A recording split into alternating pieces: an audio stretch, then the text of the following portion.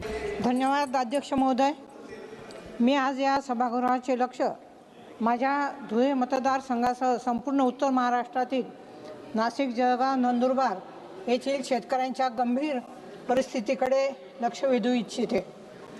आज आमचा बळीराजा, निसर्गाचा कोप, बाजारपेठेतील अस्थिरता आणि जागतिक युद्धजन्य परिस्थिती अशा तिहेरी संकटात सापडला आहे।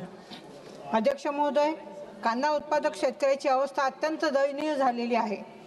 कांद्याला किमान विक्री मूल्य MSP नसल्यामुळे शेतकऱ्यांना आपला भाव कवडी मोलाने विकावा लागतो आहे। आपला माल कवडी मोलाने विकावा लागतोय। त्यातच पश्चिम आशियातील युद्धजन्य परिस्थितीमुळे आणि रेड सी मधील संकटामुळे आमची निर्यात पूर्णपणे कोलमडली आहे। निर्यातीचा खर्च 200 ते 300% वाढलेला आहे। त्याचप्रमाणे धुळे आणि जळगावमधील कापूस, सोयाबीन आणि मका उत्पादक शेतकरीही हवालदिल झाला आहे। कापूस आणि सोयाबीनचे भाव उत्पादन खर्चाच्या खाली आले आहेत।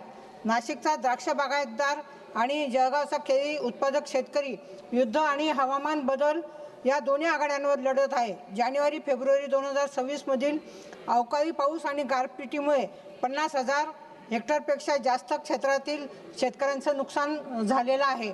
अध्यक्ष महोदय, मला या ठिकाणी आपल्या माध्यमातून विनंती करायची आहे की कांद्याला लीगल MSP प्रमाणे हमीभाव हा मिळाला पाहिजे। त्याचप्रमाणे निर्यात वाहतूक जी आहे ती युद्धजन्य परिस्थितीमुळे वाढलेला वाहतूक खर्च सोसण्यासाठी सरकारने 50% फ्रेट सबसिडी द्यावी।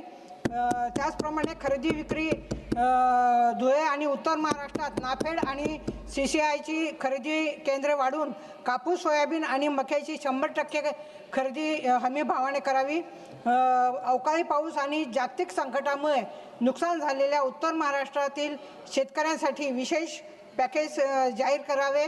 अध्यक्ष महोदय, आपण आता जर हस्तक्षेप केला नाही तर उत्तर महाराष्ट्रातील ग्रामीण अर्थव्यवस्था पूर्णपणे उद्ध्वस्त होईल।